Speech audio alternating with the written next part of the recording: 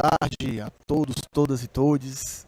Aqui, professor Valmir Arruda, faço parte da diretoria colegiada do SINDIFCE, o Sindicato de Servidores e Servidoras do Instituto Federal do Ceará. E hoje a gente está aqui na Livraria Lamarca, mais uma vez trazendo uma temática muito relevante que está, infelizmente, está tomando conta das mídias nos últimos dias, nas últimas semanas.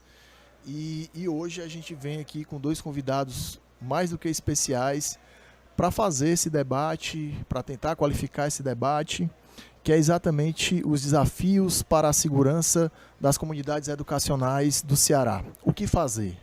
Né? Então hoje eu tenho aqui como convidado o educador e deputado estadual Guilherme Sampaio. Né, Guilherme, obrigado de antemão por ter aceito o convite, estar aqui conosco, né?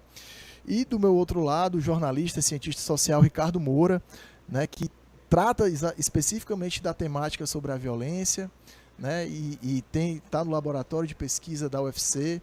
Então, muito obrigado de antemão, tá? E aí eu já peço para quem está nos assistindo para curtir o vídeo, para se inscrever no canal, para nos acompanhar nas redes sociais, né? E vem muita coisa por aí, tá? Então vou falando com vocês ao longo da nossa conversa. E aí, gente, eu queria dar início aqui, pedir a saudação inicial de cada convidado, né? Já localizando um pouquinho meio do que vem acontecendo, né? Essas últimas semanas, esses ataques às escolas, né? Ao mesmo tempo, essa proliferação de perfis e notícias falsas. Então, queria ouvir um pouquinho dos nossos convidados, né, de como é que eles estão vendo essa situação, né, uma palavra inicial para quem está nos assistindo. Então, mais uma vez, obrigado, Guilherme. Vou te passar aqui a palavra, fica à vontade. Bom, muito boa tarde, muito obrigado, Valmir, pelo convite. Eu agradeço muito e faço um reconhecimento a essa iniciativa do Sindicato de Servidores do Instituto Federal do Ceará. São os trabalhadores em educação se apropriando da discussão desse tema, que é uma responsabilidade não só de governos, é uma responsabilidade da sociedade. E eu entendo que à medida que uma entidade que representa os trabalhadores da educação chama para si a responsabilidade de discutir o tema, ela, ao mesmo tempo, exerce uma dupla contribuição ao desafio de enfrentamento às questões relacionadas à violência que podem afetar a comunidade escolar. A cobrança, né, do poder público no sentido das políticas necessárias para esse enfrentamento, mas também a própria chamada à responsabilidade nossa como educadores, como profissionais da educação, de nos apropriarmos desse tema e enfrentarmos essa discussão de maneira lúcida, de maneira madura, né, com o discernimento que alguém que se propõe à vocação da educação precisa ter diante de circunstâncias como essa. É claro que nós precisamos expressar, e aqui eu já faço uma saudação muito especial ao Ricardo, com quem nós já trabalhamos anteriormente na discussão de temas ligados à segurança, à violência, e vou aproveitar que o Ricardo é um especialista também nessa área para poder fazer um recorte mais para o campo da educação, na contribuição ao debate de hoje. Então é claro que nós precisamos compreender, nos solidarizarmos com as famílias, né, que tiveram suas vidas afetadas por essas situações de violência recentes, com os profissionais da educação, né, que se encontram apreensivos, preocupados, com os pais e mães. Mas nós somos, como educadores, quer sejamos pais ou profissionais, adultos que precisam responder como adultos a essas circunstâncias que estamos enfrentando. E essa resposta precisa se dar com lucidez, com respeito, com responsabilidade e com atenção às crianças e adolescentes especialmente. Antes de encerrar aqui essa saudação inicial, eu quero só compartilhar com vocês que logo que aconteceram as primeiras ameaças postadas nas redes sociais aqui no estado do Ceará, eu conversei com o secretário de Segurança Pública do estado a respeito disso. E ele me relatava que tinha ali umas 10 a 15 ocorrências, né, de ameaças postadas nas redes sociais, que foram todas mapeadas naquele momento pela Secretaria de Segurança Pública, e todas elas eram postagens feitas por adolescentes. Esses adolescentes, né, foram conduzidos à delegacia, os procedimentos necessários foram foram instalados, etc. Mas eu faço questão de frisar isso, porque eu acho que um dos principais desafios ao debatermos esse tema, que tem despertado preocupação, mas também por conta de uma cultura de comunicação que está instalada, tem despertado histeria e pânico, e é bom a gente compreender que a histeria e pânico muitas vezes pode reforçar determinadas atitudes que acabam emulando, estimulando ainda mais esse tipo de situações e de ameaças postadas nas redes sociais. Então, a primeira coisa é fazer uma compreensão adequada deste fenômeno. E essa compreensão não deve nos impor soluções imediatistas, palavras demagógicas de curto prazo, como se nós estivéssemos tratando de algo circunstancial que se resolve com detector de metal, com segurança armada nas escolas. Nós estamos tratando de algo que está fora da escola e que também afeta a escola, porque a escola está dentro da sociedade. Então, a sociedade brasileira é uma sociedade violenta, estruturalmente violenta, historicamente violenta, e essa violência também se verifica e afeta o ambiente escolar. A sociedade brasileira e o mundo contemporâneo está adoecido do ponto de vista da saúde mental, em função de uma série de circunstâncias. E esse adoecimento também se verifica na juventude, especialmente no período pós-pandemia. Isso já se verificava antes, com o aumento da incidência de depressão, de pânico, de ansiedade, né? E especialmente agora, pós-pandemia. E isso é conjunturalmente, nas circunstâncias atuais, muito afetado pelo crescimento do discurso do ódio nos últimos tempos, da banalização da violência, de uma cultura armamentista e por algo que eu sei que vocês pautarão, por isso eu não vou desenvolver agora, que é a ausência completa de regulação, limites e controle de quem está ganhando muito dinheiro com isso, que são as plataformas que mantêm as redes sociais. Então é preciso ter uma compreensão, para começo de conversa, uma compreensão, uma aproximação correta do tema, uma aproximação correta do fenômeno, para evitar respondê-lo com as soluções mágicas usuais e, inclusive, abrindo espaço para a apropriação desse tema por atores que, ao longo dos últimos anos no país, colaboraram muito fortemente para a criação de nichos fascistas, para a emulação de discursos de ódio, né, e de manifestações violentas que transbordam agora para um ambiente que para nós é sagrado e sempre esteve associado a uma sensação de muita proteção, que é o ambiente escolar. Essas seriam as minhas considerações iniciais, agradecendo mais uma vez a oportunidade do debate.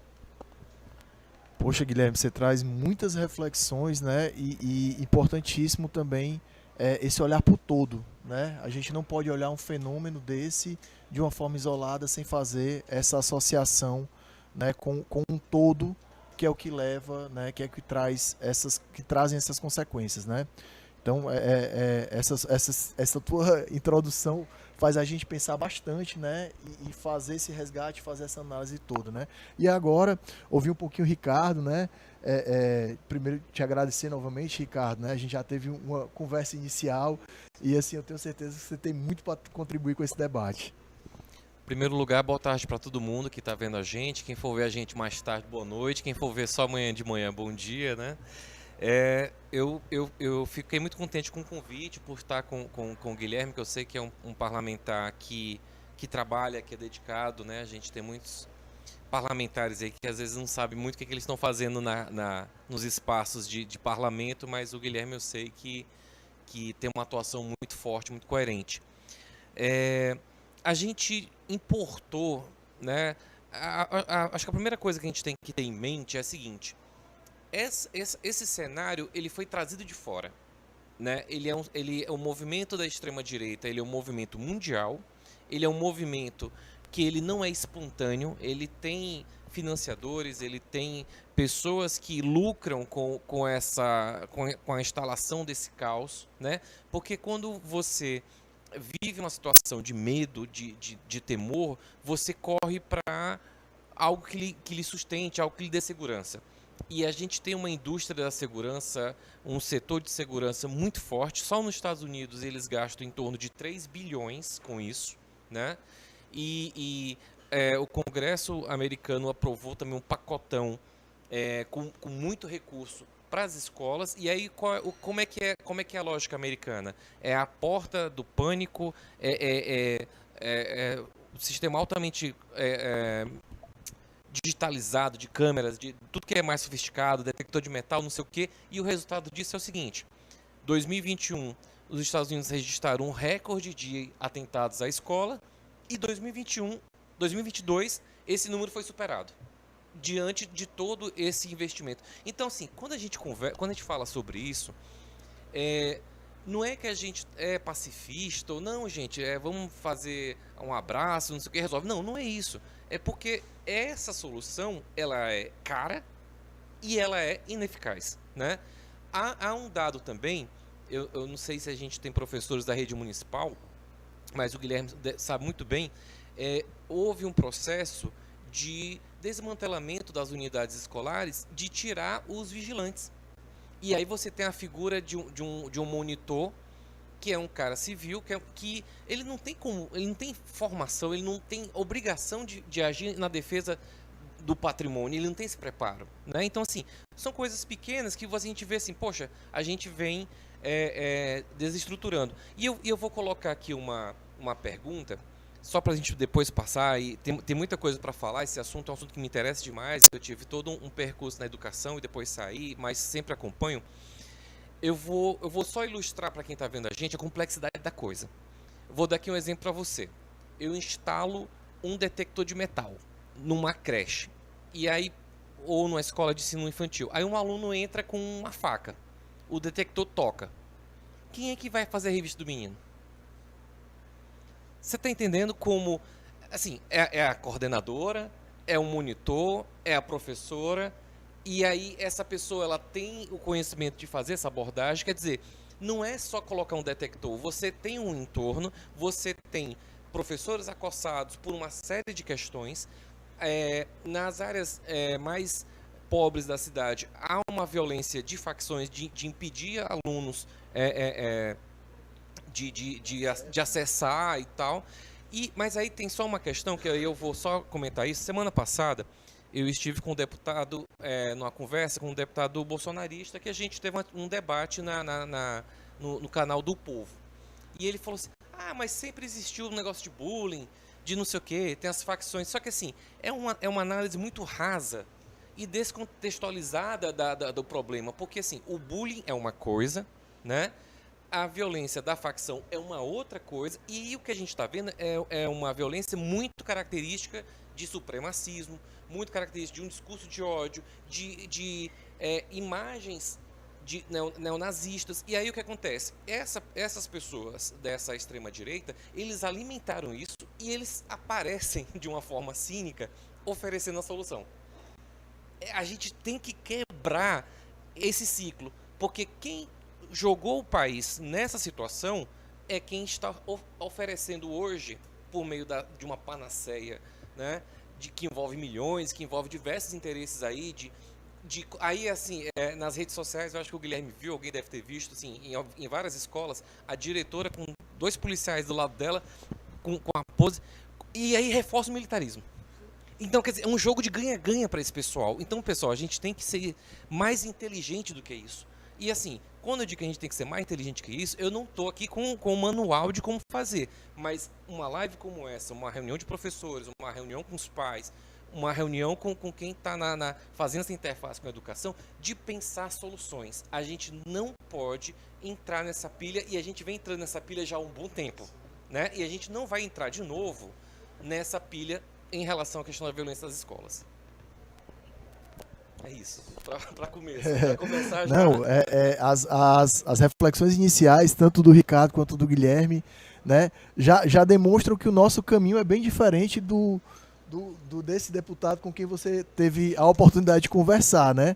De fato, a gente tem a mesma compreensão de que esse problema é muito maior do que uma simples instalação de detector de metal ou da própria polícia dentro da escola, né? Então a gente tem muita clareza disso. Inclusive, enquanto sindicato que trabalha com educação, né, que trabalha com os trabalhadores e trabalhadoras da educação, o primeiro processo é o processo educativo, né? A gente tem que conversar com o processo educativo. E aí eu acho que vocês já anunciaram, né? E acho que agora é a hora da gente aprofundar um pouquinho, né? Eu vi tanto o Guilherme quanto o Ricardo agora, em relação às possibilidades que a gente tem de agir, né, diante desse cenário. E aí, assim, eu, além de professor, de sindicalista, de estudante, de professor, também sou pai. Né? Então a gente fica, ao mandar os nossos filhos para a escola, né, a gente fica com receio de algumas coisas, algumas questões, e aí eu imagino que quem está nos assistindo também esteja buscando algumas questões no imediato. Acho que existe uma tensão próxima agora para quinta-feira, né, o dia 20, Columbine, e acho importante a gente discutir isso, acho importante a gente enfrentar esse problema, acho importante a gente fazer esse debate, né? E principalmente assim, a gente tem essa perspectiva agora, mas eu também tenho a compreensão de que esse não é um problema que nós não vamos resolver esse mês agora, nem no maio, nem no próximo. A gente vai ter que fazer um processo de trabalho, de políticas públicas, de políticas educacionais, de estudos, de compreender esse cenário, né? E aí agora para a gente pensar, Guilherme, mais ou menos assim, o que é que eu tenho agora mais no imediato para fazer e o que é que a gente pode ir construindo enquanto comunidade escolar. É importante a gente salientar, você como educador, que essa comunidade escolar não são professores e trabalhadores da educação, são também pais. Você coloca isso na primeira fala que você faz, né? Assim, todos nós compomos essa comunidade escolar. Então, como é que a gente pode estar dentro desse processo, né? Pensando no imediato, pensando a médio, pensando a longo prazo.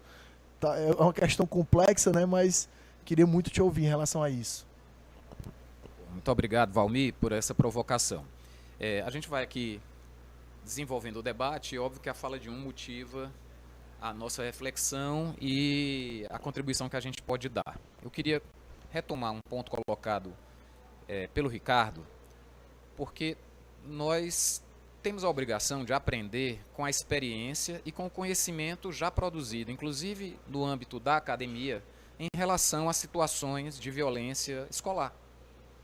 E o Ricardo citava os Estados Unidos. Há muita produção acadêmica a respeito da violência nas escolas, do reflexo de medidas tomadas para o enfrentamento à violência. Há produção acadêmica nacional a respeito disso, né? Essas produções apontam, por exemplo, que majoritariamente essas ameaças, né, e essas situações de violência são praticadas por jovens do sexo masculino, que na maior parte das vezes são da cor branca. E isso nos traz uma consequência óbvia, porque o resultado dessa produção acadêmica, por exemplo, nos Estados Unidos, aponta claramente que essa política, essa solução imediatista, superficial, detector de metal, câmera de monitoramento, vigilância armada, não é efetiva para prevenir a violência nas escolas. Isso está absolutamente demonstrado pela prática, como citou o Ricardo, e pela pesquisa também. Até porque boa parte dessas ocorrências acontecem em situações envolvendo alunos da própria escola, ex-alunos da própria escola, que já entram, acessam na escola, se for com arma de fogo, atirando, em situações dificilmente evitáveis por esse tipo de solução. Então, isso está demonstrado que não é efetivo. É óbvio que isso não significa dizer que um diretor de escola não vai ter uma preocupação de ter algum controle de acesso nas escolas. Ninguém sai de casa e deixa a porta aberta. É óbvio, isso é bom senso, né? Numa área determinada em que a escola é alvo de vandalismo, etc., você ter medidas que protegem as instalações da escola, é óbvio, né? Mas do ponto de vista de prevenir ocorrências desse tipo que a gente está verificando no país, está demonstrado pelas pesquisas que essas soluções não são efetivas. Segundo aspecto, já entrando um pouco no que estaria no âmbito da escola, porque eu quero enfatizar, antes de aprofundar esse aspecto, uma observação que você faz. Essa é uma responsabilidade compartilhada da sociedade, do governo, dos pais.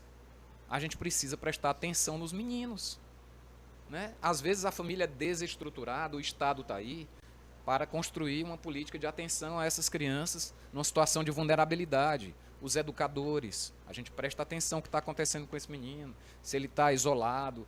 a grande maioria, é outro dado de pesquisa, boa parte dessas ocorrências de violência é praticada por jovens que sofreram bullying, que já davam inúmeras pistas de que estavam desadaptados socialmente ao ambiente escolar. Então, de que maneira nós estamos tendo a capacidade de enxergar esses meninos? Eu volto à matriz da nossa sociedade. A nossa sociedade é historicamente uma sociedade excludente. E nos últimos anos parece que virou nome feio ou virou alvo de ataque por determinados setores da sociedade que a escola abordasse os temas que caracterizam historicamente essa violência. A escola não pode mais falar de racista, porque ela está doutrinando racismo, porque ela está doutrinando ideologicamente, mas muitas vezes é um jovem negro que sofre bullying, que vai se sentindo, né, progressivamente excluído e vai adoecendo mentalmente, e isso repercute numa situação como essa. A escola não pode falar de transfobia, de homofobia, porque isso é doutrinação, misoginia, né? Isso é ideologia de gênero. A escola não pode falar de machismo. Que escola é essa? Escola não é para ser lugar de medo. Muito menos professor é para ser o profissional do medo. Então a gente precisa ocupar integralmente esse lugar e essa responsabilidade como educadores. Inclusive, cuidando do nosso próprio medo. Nós somos humanos, nós nos sentimos afetados por essas ocorrências. Nós temos receio pelos nossos filhos, né? Mas nós somos os adultos da história. Eu tenho 2 filhos, né? Eu sou um educador. Então nós temos que assegurar que a escola seja um lugar de liberdade, né? De formação. Então essas desigualdades e exclusões que historicamente vão repercutindo também em situações de exclusão individual e que se associam aos nichos criados nas redes sociais, que daqui a pouco você vai provocar a gente a falar, tem muito a ver com essas ocorrências de violência, né? Então, o que é que a gente precisa fazer, já pensando no campo de política pública? Eu estava falando aqui como um educador, estava falando aqui como um pai, mas no campo de política pública. Nós precisamos transformar esses princípios elementares, que é atenção às nossas crianças e adolescentes e aos nossos educadores, né? Atenção, mas não é uma atenção ansiosa, não é uma atenção neurótica, não é uma atenção histérica, é uma atenção de quem cuida, de quem enxerga, né, de quem se afeta, como a gente tem atenção pelos nossos filhos.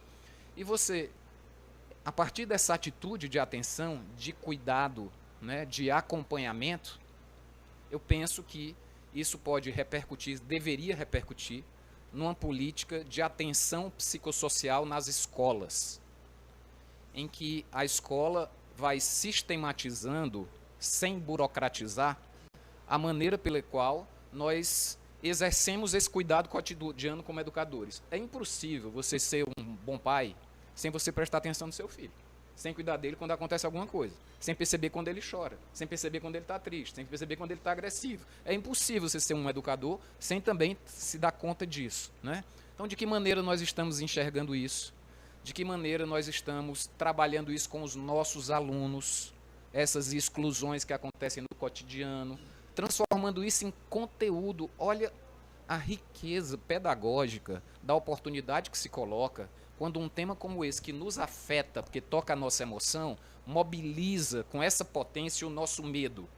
Essa mesma potência que toca o nosso medo é a que toca a nossa criatividade, a nossa liberdade. Isso é um conteúdo pedagógico fantástico para despertar a capacidade de compreensão dos meninos sobre como eles lidam com os conflitos, as práticas de justiça restaurativa, né, que são experimentadas em várias instituições. Então, eu penso que uma política de atenção psicossocial nas escolas se impõe. Isso, obviamente, requer estruturação, requer a existência de profissionais do campo da saúde mental, do campo da assistência social, no suporte às unidades escolares, em atividades formativas que envolvem os pais de alunos também, né, para ir criando esse ambiente de cuidado. Então, é traduzir isso em política pública. Então, eu acho que esse é o caminho principal, pensando aqui no corte da escola. Claro que tem um corte da segurança pública, tem um corte da justiça, mas pensando aqui no corte da educação, eu acho que, inclusive, apresentei essa semana um projeto na Assembleia com esse teor, uma política de atenção psicossocial nas escolas se impõe como uma resposta de Estado, né, traduzindo essa responsabilidade e esse cuidado que esse momento exige. É importante pensar em ações intersetoriais, né? Porque me incomoda um pouco, logo que teve aquele ataque em Blumenau, e teve um outro também, logo muito próximo ao outro, o como os professores eles são super responsabilizados por aquilo, né? Quer dizer, o professor ele tem que dar aula, ele tem que manter a atenção dos alunos. A gente vive uma coisa, tem um filósofo que é o Peter Sloterdijk, que ele diz que a era da escrita ela está ruindo, e aí está emergindo uma era de uma tecnologia, que é essas redes sociais, de vídeo, e que aí a gente vê a escola ela tem um modelo de ensino do século XX, que é essa organização do tempo, essa lógica que os alunos hoje eles não conseguem mais, os nativos digitais, os nativos na internet 4.0, eles têm muita dificuldade de lidar com isso. E isso é uma fonte grande de ansiedade. E aí tem uma coisa, só antecipando, a rede social ela é muito adaptada para um discurso de ódio. Ela não é um espaço de reflexão, ela não é um espaço de parar, de você pensar. Ela é um espaço de você diz uma coisa, a pessoa diz outra, diz uma coisa, e aí tem a má interpretação, né? Então, assim, aí você tem espaços de fóruns, né, de jogos, de não sei o que a gente não sabe o que está acontecendo ali. Ali há um campo de doutrinação também que vem de fora. O fato da gente estar preocupado com o dia 20 de abril é uma ideia colonizada também, porque a gente está preocupado com uma coisa que aconteceu nos Estados Unidos, que é uma realidade que não tem nada a ver com a nossa.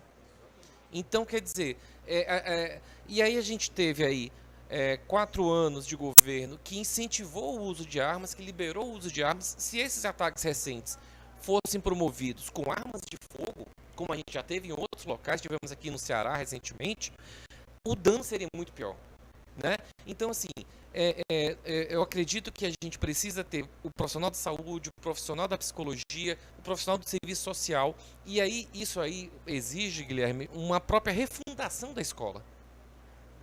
Uma escola que consiga lidar com essa complexidade. E aí está lá a escola que é atravessada por tudo isso, e o professor tem que ser herói, tem que ser psicólogo, tem que ser não sei o que, tem que aprender, como chama? Defesa pessoal. É um absurdo isso, meu povo. E me parece, e aí eu acho que isso dói bastante no Guilherme, o quanto a discussão, ela é o quanto essa discussão ela tem uma aversão aos educadores, ao espaço escolar.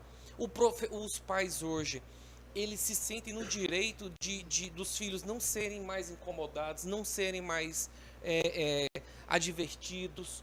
Aí, a semana passada teve uma mensagem, um bilhete que a professora mandou para a criança estava apresentando lá um problema lá, alguma coisa, e aí a mãe chegou para cima, não, que você não pode falar do meu filho, quer dizer, há uma coisa no ser humano que é a questão do direito do dever, e a gente só está trabalhando os direitos das pessoas. E a gente tem que educar para a responsabilidade. E tudo que o governo anterior fez foi uma desresponsabilização. Porque aumenta o limite das multas. Pode usar arma. Pode fazer não sei o quê. E aí tem uma outra coisa do campo da comunicação, que é o seguinte. Discriminar se tornou algo tranquilo, normalizado. Eu vou ser racista, eu vou ser não sei o quê, eu vou ser misógino. Eu queria só salientar a questão da misoginia, porque a misoginia, o ódio à mulher, ele é um ponto de contato entre a violência da facção e essa violência do discurso do ódio. Porque tanto os meninos que são faccionados, eles odeiam as meninas que são mortas pelas facções, elas têm partes decepadas, elas têm os cabelos cortados, ela tem um plus na violência. E essa cultura dos incels, né, que é essa palavra que também a gente está trazendo uma coisa importada, e para a gente que estuda é muito ruim isso, porque você está estudando uma coisa que é uma outra coisa, né? Então tem essa coisa de que a mulher agora tem a sua opinião, que eu tenho que me exercer como macho, que eu tenho que... Não quer dizer que a autoridade masculina está se perdendo, que é um absurdo. Quando você fala essa questão da discussão, a gente tem que ensinar os meninos a respeitar as meninas e dizer que eles trabalham, que eles vivem num mundo que é dividido hoje. que cada um tem o seu papel, que o cara tem que fazer o papel de provedor de casa, de ser da paternidade responsável. Quantas pessoas na escola, quantos alunos na escola não sabem quem é o pai ou o pai abandonou? Quer dizer, e aí qual é a visão do masculino? Qual é a visão? Aí entra alguém que está dizendo, não, o homem ele tem que ser isso aqui, ele tem que ser aquilo ali, não pode chorar, não sei o que. As mulheres não estão, não dão bola pra gente. Quer dizer, começa a encher de minhoca o adolescente, que já é uma figura que está construindo uma identidade, né? E aí está construindo uma identidade toda torta, porque ele está construindo uma identidade no sentido de eliminar o outro. Então, quer dizer, e aí isso é uma coisa que é uma coisa muito de uma classe média, mas que como a rede social ela democratiza vários conteúdos, a gente está vendo pessoas, jovens das classes populares incorporando esse discurso, que é um discurso que era muito pequeno de escola particular. Quem conhece escola particular sabe que essa cultura era muito ali pequena e é muito abafada também, porque assim, vale ressaltar que as escolas particulares também passam por essas questões, né? Tem mais dinheiro para segurança, tem mais recursos, ok, mas muita coisa é abafada, né? E aí também é uma outra questão do sucateamento e da perspectiva de dizer que a educação pública não dá conta, né? Que aí certamente alguém deve dizer assim, olha, tem a falência da educação pública, né? Que não consegue nem preservar a segurança de quem está estudando. Então, são muitas questões, mas acredito, é um tema complexo, mas a complexidade ela não nos exime de não fazer as coisas, né? Então, no primeiro momento, essa postura do Ministério da Justiça de bater de frente com as plataformas, de estancar, porque também todo mundo começa a fazer. E a gente sabe que tem o fenômeno do copycat, que é de, eu vou fazer aqui para aparecer. Aí entra a coisa do adolescente de passar trote, de não sei o quê. Aí aquilo virou uma coisa. Semana passada, parecia que as escolas todas tinham que fechar. E não é assim. A gente também tem que ter um senso de ter a proporção do que está acontecendo. A gente também não pode apertar o botão do alarme geral. Não pode. Então, assim, tomar cuidado? É tomar cuidado. É se preocupar? É se preocupar. Mas também é da dimensão adequada da questão. Porque esse discurso alarmista é tudo que quem quer vender solução fácil está aí, né? E que eles querem. Então, eu acho que essas questões a gente tem que parar, conversar. Eu estava até falando com você antes da gente começar. Eu acho que um grande resultado disso vai ser uma espécie de um fórum, alguma coisa sistemático para estar conversando com isso, porque a gente não pode mais hoje. Nós que estudamos violência, a gente vai ter que se apropriar desses estudos, porque isso aí não é uma área que a gente estuda, né? Porque a gente estuda violência urbana, a gente estuda crime organizado, homicídios. Era uma coisa tão fora, insignificante do ponto de vista estatístico, que a gente não ia... vou estudar isso aqui, porque não, uma coisa que acontece uma vez, agora acontece todo mês, então agora a gente vai ter que estudar e conversar e propor soluções. Obrigado, Ricardo. As falas de vocês, né, assim, já acabam apontando muitas possibilidades, né? E aí vou continuar nesse meu papel aqui de provocador, né? Porque, assim, esse momento que a gente está vivendo, ele é resultado de um processo, né? Ele não acontece de forma espontânea ou aleatória. A gente viveu, né, como vocês mesmos já sinalizaram aqui, a gente viveu nos últimos, eu não diria só os últimos 4, a gente foi reforçado nos últimos 4, mas desde o golpe a presidente Dilma, né, a gente viveu esse processo de endireitamento do Brasil, né, que foi a um extremo nos últimos 4 anos e alimentou todos os discursos que no âmbito da educação a gente passou a ver um crescimento da militarização das escolas, a defesa do homeschool, né? E evidentemente hoje a gente está vivendo as consequências desse processo, né? A gente tem dentro do sindicato, a gente faz muito esse debate que nós conseguimos vencer o Bolsonaro nas urnas, nas ruas, e agora precisamos vencer o fascismo e os efeitos do bolsonarismo, né? Então, assim, que não é algo que se finda com a eleição. E dentre tudo isso, um forte veículo para que isso se consolidasse são as fake news, são as mídias sociais, a utilização em massa das plataformas digitais, das mídias sociais, por esses governos, né? E é exatamente o que eles querem causar pânico, né? Porém, como você mesmo falou, né, Ricardo, a gente não pode, acho que a gente tem que aprender com a história, Guilherme, e a história nos mostrou que rir do pessoal que estava no quartel, que estava lá fazendo os acampamentos, nos custou muito caro, que foi o dia 8 de janeiro. Né? Bolsonaro, quando surge, é um louco que não vai, e foi eleito. Então a história está nos dando lições. E em relação às mídias sociais, a gente precisa, né? E aí o campo, eu faço muito esse debate dentro do campo da intelectualidade da esquerda, né? Desses intelectuais orgânicos, como as pessoas gostam de falar, dizendo que a gente precisa estar aqui, o que a gente está fazendo hoje, qualificando o debate. Olha o tanto de coisa que nós apontamos aqui, que vocês dois apontaram, o tanto de saída, o tanto de reflexão que vai ficar para a gente fazer a partir desse debate. Isso é o quê? Qualificar esse espaço. Né? Não é fazer vídeos de 1, 2 minutos incitando ódio, né? Fazendo recortes que a gente mais está assistindo hoje, Guilherme, acho que você também deve acompanhar isso muito de perto lá na Assembleia. São falas extremamente enérgicas, descontextualizadas, desconectas da realidade, para gerar um recorte e que não mostram as respostas da nossa bancada, né? Que eu me coloco como nossa porque tenho apoio às pessoas que lá estão. Então, essa geração de conteúdo nesse âmbito, né, tem fortalecido esse sentimento, né, e essa política do ganha-ganha. Então, eu queria agora, né, ouvir vocês em relação a isso, né, dentro a necessidade desse marco regulatório. A gente viu, eu não tenho exatamente, mas foram 756 contas que foram banidas depois do decreto do Flávio Dino, né, nessa última semana. Né? Então, quer dizer, a gente tem ações que começam a sinalizar essa regulação. Estava comentando com o Ricardo ali embaixo. Parece que na vida real a gente tem obrigações, mas na vida virtual essas obrigações deixaram de existir. Então, queria ouvir um pouquinho de vocês relacionando exatamente isso à questão dos ataques e à questão dessa violência na escola. Ricardo começa e depois passo para você. Tranquilo. Eu não vou me recordar agora o autor, depois eu passo para o Valmir, o Valmir pode passar para vocês aqui, mas eu sei que ele escreve sobre como a rede social ela corrói a democracia, porque ela cria uma crise de confiança, capital social, né? Ela corrói as instituições, a autoridade das instituições que passam a ser questionadas. A questão do fake news, ela é justamente você passando a confiar mais em nada. Você não sabe mais o que é a verdade, né?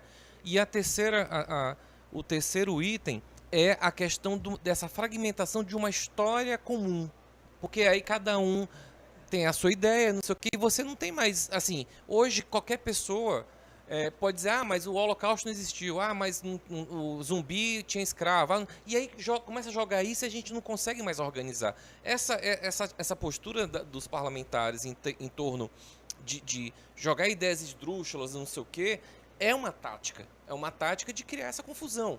Então, assim, como a gente resolve isso? É um desafio ainda. Eu acredito que a gente está começando a aprender a lidar com isso, né? Tem essa coisa de base dessas grandes plataformas que ganham muito dinheiro. No final de semana, o dono do Twitter disse que o governo americano tem acesso às mensagens privadas dos usuários, quer dizer, algo muito grave, né? E aí quem ousa revelar esses segredos, quem ousa desmascarar esse tipo de ação é preso e sequer morto, como o caso do Assange, né, que revelou diversos documentos secretos. Então a gente está falando de uma coisa que está no campo da geopolítica, mas que está no nosso dia a dia também, né? Então, quer dizer, não é uma coisa espontânea, porque também uma outra coisa que se quer passar é o seguinte, mas é porque esse menino tinha problemas psicológicos, mas é porque esse aqui foi uma coisa pontual, se eximindo dessa responsabilidade, né? Então, quer dizer, a gente, eu não sei, eu vou levantar uma questão, eu não sei se a gente resolve isso pela rede social.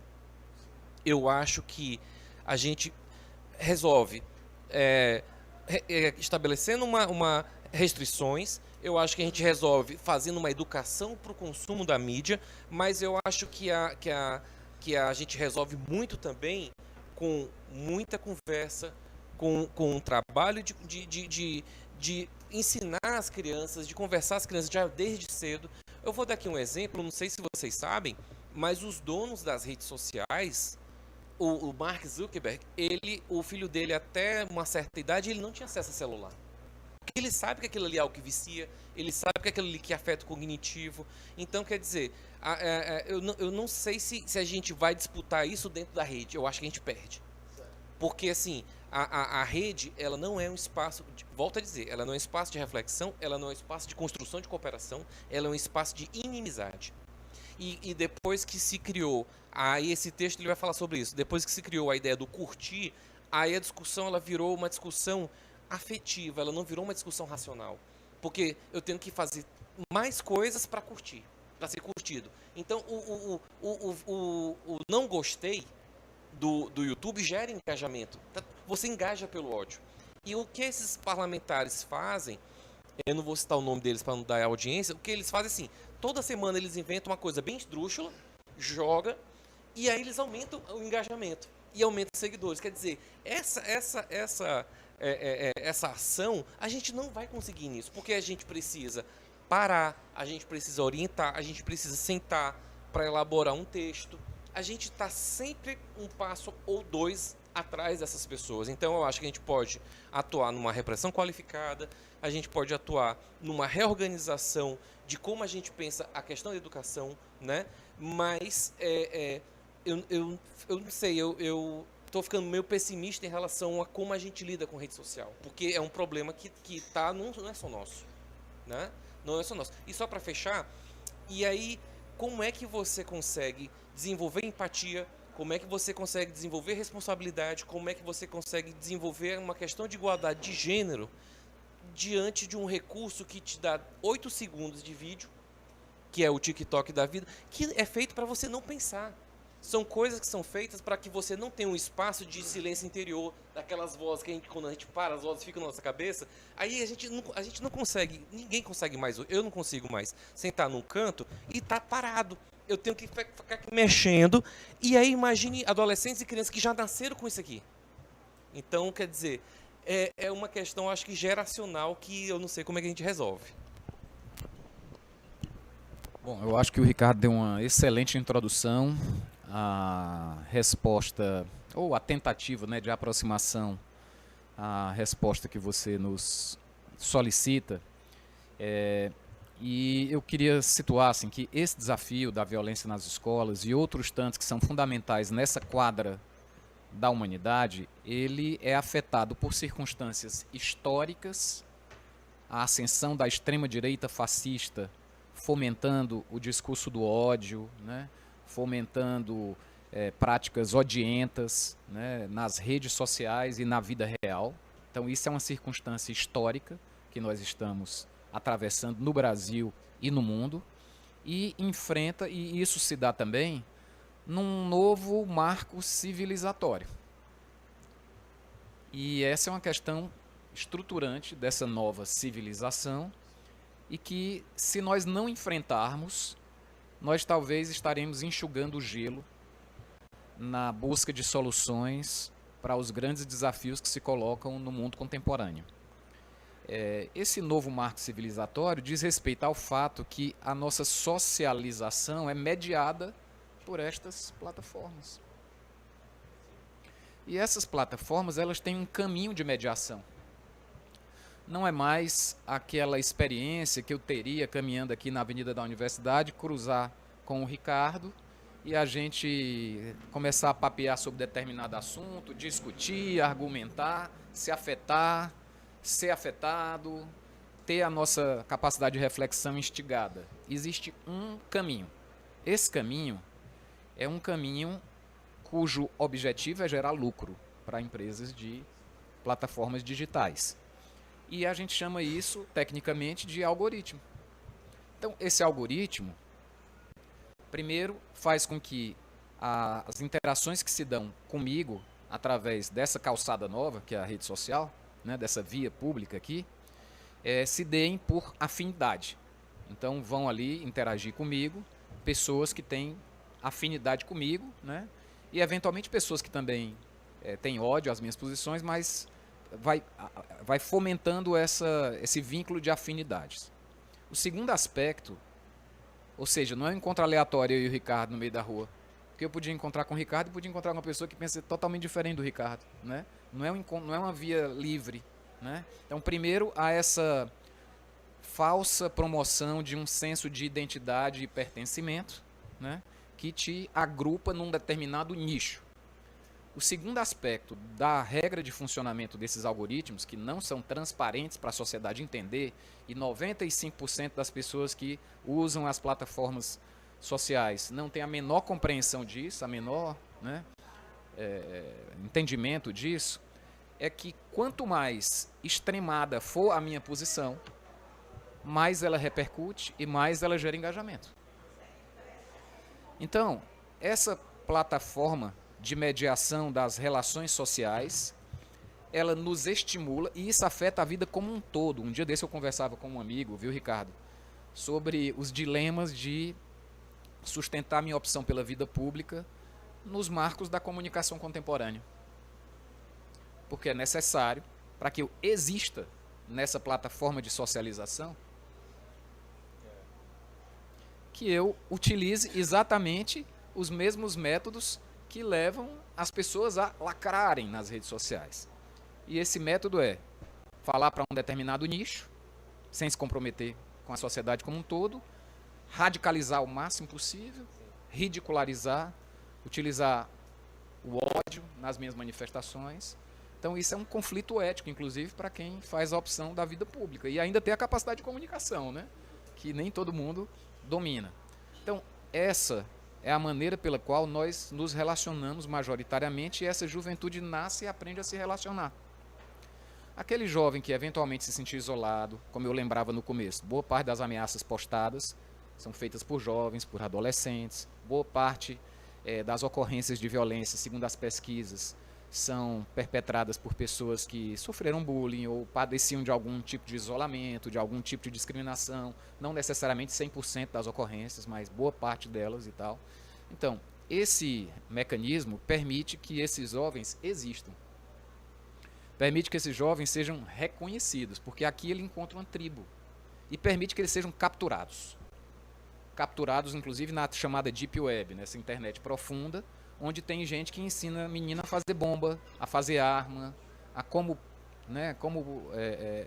cometer um ataque, como fazer uma ameaça, né? Então, é toda uma captura do processo de sociabilidade, né? Que é o processo fundamental pelo qual nós aprendemos uns com os outros, pactuamos e convivemos. Se a gente não enfrenta a regulação dessas plataformas, nós vamos estar com muita dificuldade, nós vamos enxugar gelo em temas que são fundamentais, como a democracia, né? A questão da violência, a questão ambiental. E a gente precisa atinar para o fato de que estas empresas monetizam esse tipo de sociabilidade. Ou seja, são empresas que podem ser responsabilizadas sim, porque ganham dinheiro com determinada atividade. Eu fico me perguntando se um editorial de um jornal publicasse, né, alguns textos que a gente vê, uma empresa de comunicação, jornal, não é? Alguns textos que a gente vê aí fazendo uma apologia a uma situação de violência, se aquilo ia passar em brancas nuvens. Claro que não iam, as pessoas iam responder criminalmente.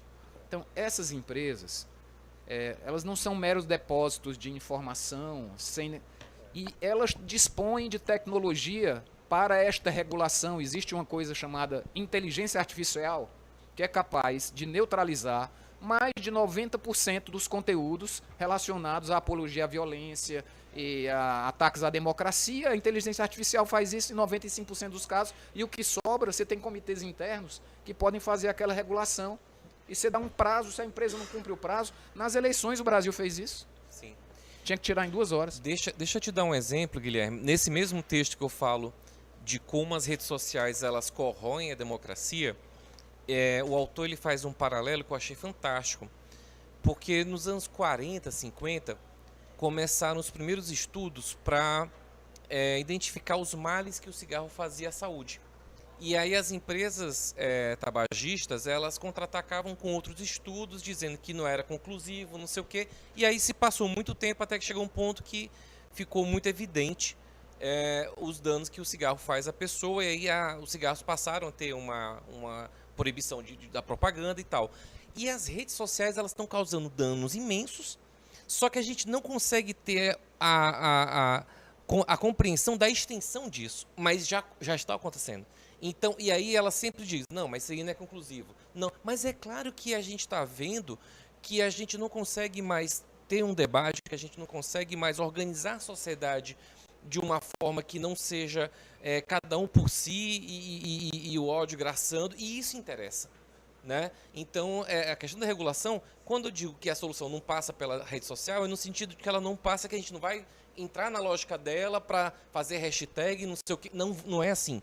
Mas é regulando, a gente e também educando os jovens para que isso eles saibam ter um uso, porque o que a gente tem hoje, eu tenho filhas adolescentes, e o que a gente tem hoje de crianças com ansiedade, agravadas pela questão do isolamento, agravadas por uma ausência de contato físico, né? Assim, você pode hoje ser um adolescente, você pode ter sua vida toda mediatizada pelas telas e você não ter, assim, uma relação de abraçar alguém. E, assim, eu vou dar um exemplo aqui bem físico. O abraço, ele tem um poder muito forte, ele é uma coisa concreta de você pegar a pessoa, de você passar a mão, e aí hoje as crianças não se abraçam. E aí tecla, não vou te abraçar, não sei o quê, eu sou macho alfa, que é uma idiotice. Né? Então, até a construção desse afeto dentro dessa realidade nova, eu acho que é uma coisa que aí a gente tem que ver, e aí não é só educador, aí é a sociedade. Né? Só para finalizar e a gente não esticar muito, né, por causa do nosso prazo, claro que num debate como esse surgem as questões como, por exemplo, o tema da liberdade de imprensa. É importante a gente fazer uma distinção, né, a liberdade de expressão. É importante fazer uma distinção entre o princípio constitucional de garantia da liberdade de expressão e o crime. A apologia ao crime é crime.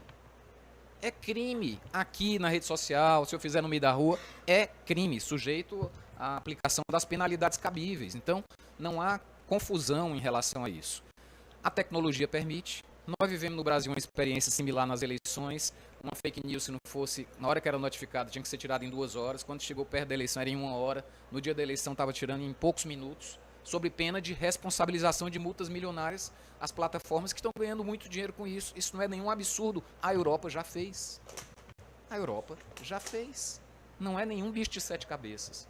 Então, ou o Estado brasileiro, né, e a sociedade tem um papel muito forte no sentido de fazer a pressão pública necessária, enfrenta esse debate, ou nós vamos ver uma progressão gravíssima, não só de problema de ameaças como essas relacionadas à violência escolar, mas tantas outras que são decorrentes do modelo de sociabilidade. Tudo é decorrente do modelo de sociabilidade. A economia é decorrente do modelo de sociabilidade. A violência é decorrente do modelo de sociabilidade.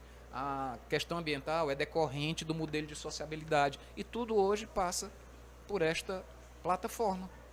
Portanto, é preciso enfrentar esse tema. Há uma oportunidade, eu encerro com isso, há uma oportunidade nesse momento no Congresso Nacional, no projeto que discute a regulamentação das fake news, né?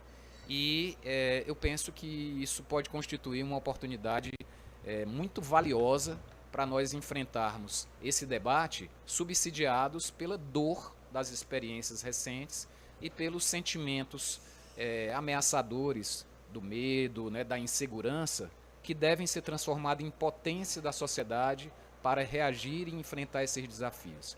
Reagir de forma lúcida, reagir de forma amorosa, reagir de forma responsável, reagir de forma madura. Essa é a reação de um educador. Queria agradecer demais, né, pelas palavras do Guilherme, do Ricardo. Eu queria comunicar também, né, que além dessa live, nós enviamos um ofício à reitoria do IFCE, né, que infelizmente não nos atendeu ainda, né, deu só o sinal que havia recebido. Nesse ofício nós nos colocávamos enquanto sindicato, parceiros nessa proposta das ações para o enfrentamento dessas questões da violência, né? Mas infelizmente, mais uma vez, fomos ignorados e espero que esse recado chegue lá, porque nós estamos aqui como parceiros, né? Nós queremos ajudar, nós temos uma preocupação muito grande com os nossos trabalhadores e trabalhadoras, servidores e servidoras do Instituto Federal. Né? Antes de finalizar, vou só repassar aqui para quem está nos assistindo a nossa agenda, né, Paulo? Paulo está ali aqui olhando para mim, me lembrando da agenda. Dia 24 a gente tem uma live sobre a carreira docente. Dia 25 a gente tem uma outra live sobre a carreira dos TAIs, né? A gente está nessa campanha salarial, então a gente está também nesse processo. A garantia das nossas questões objetivas são fundamentais também, até para sanar essas questões de doença. A gente está dentro vocês estavam falando, a gente que está dentro dos campi, né? A gente está vendo muitos colegas se afastando, né? Por conta de questões de depressão, ansiedade. Então fica aqui esse registro, que é uma atividade presencial, né, onde a gente espera estar trazendo alunos, estar trazendo professores. Estamos convidando os professores da rede estadual, né, algumas participações que ocorreram para esse combate à violência e ao crescimento do fascismo, né, a punição, que as pessoas saiam punidas, né, sejam responsabilizadas pelo que fizeram, né. E aqui também tem outra pergunta, a pessoa não se identifica, né? É um nome com uma figurinha, mas ela coloca a questão da PM, né? O que é que a gente acha, o que é que vocês achariam da PM? Eu acho que já foi evidenciado aqui, né, que no imediato essa não é uma solução. Detector de metais, polícia militar não vai ser a solução para o que... Só uma por coisa, favor, Valmir. Já existe a figura da ronda escolar, né? Eu acredito que realmente uma escola ela precisa ter um certo aparelhamento, ela precisa ter uma câmera, ela precisa ter alguns recursos, alguns. Agora, a minha preocupação é que há recursos que elas agregam uma outra função e uma outra responsabilidade aos educadores de vigilância. E aí fica mais complicado. Uma porta do pânico. Quer dizer, o resultado disso tudo é o seguinte: se quer colocar mais recursos tecnológicos na escola para garantir a segurança, e caso ocorra alguma coisa, quem serão os responsabilizados serão os professores, o corpo dirigente. Então, assim, é claro que é interessante que os diretores tenham parcerias, que conheçam o comandante da área, a equipe da guarda municipal, até porque a gente sabe que tem questões também de drogas, de outras questões que atravessam as escolas. Mas ficar só nesse nível aí da discussão é você pegar só a ponta do iceberg, literalmente. Quer dizer, tem uma figura interessante que fala sobre essa questão, que tem lá a ponta do iceberg, que é o que a gente está vendo, e tem outras questões que é o que a gente quis fazer aqui, que é ir na profundeza do assunto, né? Obrigado, Ricardo. Aí eu vou passar aqui agora só para as considerações finais, tá? Para o Guilherme, depois passo para ti, Ricardo. Só para ir aqui já deixar também, Guilherme, nosso agradecimento pela disponibilidade, né? O assunto emergiu, de imediato a gente te procurou e assim você prontamente nos atendeu, né? Inclusive a indicação do nome do Ricardo partiu do Guilherme. Queria te agradecer aqui em público, né? E acho que o resultado, a gente aqui, pelo menos eu saio muito satisfeito, né? E tenho certeza que quem nos assistiu também. Valmir, eu quero agradecer essa oportunidade ao sindicato, né, a oportunidade de debater com o Ricardo, a vocês que acompanharam ou vão acompanhar as publicações posteriores a essa discussão. Eu quero reforçar uma observação que eu fiz no início dessa transmissão. Nós não precisamos esperar pelo presidente da República, pelo governador, pelo secretário de Educação, pelo deputado, pelo vereador, pelo senador, para nos apropriarmos, né, da responsabilidade que temos como educadores ou como pais de cuidarmos dos jovens, das crianças e dos adolescentes que estão nas escolas em meio a essa conjuntura, né? Então, nada impede, né, que um coletivo de professores de determinado estabelecimento se reúna amanhã, se reúna hoje e compartilhe como tem visto essas circunstâncias, compartilhe os seus sentimentos, compartilhe as suas preocupações, compartilhe as suas experiências, Óbvio que há responsabilidades a serem cobradas do poder público e, como parlamentar, eu tenho essa obrigação de fiscalizar e também de ser cobrado em relação a isso. Mas quero chamar a atenção para isso, para nós acionarmos o poder que cada um de nós, no lugar que nós ocupamos, quer seja como educadores, quer seja como pais, quer seja como gestores, temos de afetar, né, positivamente as circunstâncias que estamos atravessando e transformar fragilidade em potência, né? Volto a insistir, esse tema é um tema de muita força pedagógica, de muita profundidade para dialogar na comunidade escolar, para formação com os professores, inclusive, que é outra necessidade que nós temos, né? Sobre aspectos que caracterizam a cultura da sociedade brasileira, quer seja nas suas características históricas e estruturais, quer seja dos fenômenos contemporâneos que afetam diretamente a escola. É possível fazer educação sem discutir a influência do acesso às redes? É absolutamente impossível. Então, uma circunstância como essa de dor, né, de trauma, que nos impõe solidariedade às pessoas que infelizmente atravessaram essas circunstâncias nas escolas, eu quero expressar isso, também carrega esse germe de iluminação, né, de formas pelas quais a gente pode discernir, né, caminhos mais saudáveis para lidar com os desafios do cotidiano das escolas, incluindo o desafio de transformar a escola num lugar cada vez mais saudável, cada vez de mais liberdade. Escola não é para ser semelhante em nada à prisão, escola é para libertar o espírito. Essa é a razão de ser de uma instituição de ensino. E a maneira pela qual, tradicionalmente, nós estruturamos as escolas, se a gente fizer uma avaliação crítica, e há pesquisadores que tratam disso, até os termos, grade curricular, carga horária, né? Até os termos remetem muito a uma visão, né, que apreende, né,